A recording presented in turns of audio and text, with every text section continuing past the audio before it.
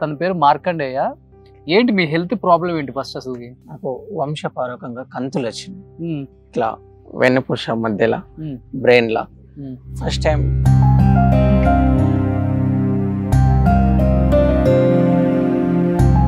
లావు గడ్డలు. అవును సార్, ఆ, అవి వెన్నుపూస లోన అవి నేను ఫస్ట్ టైం ఆ, అవి తీయించుకున్నా. ఆ. తీయించుకున్న తర్వాత సెట్ అయినా అవే కంతులు ఉన్నాయి.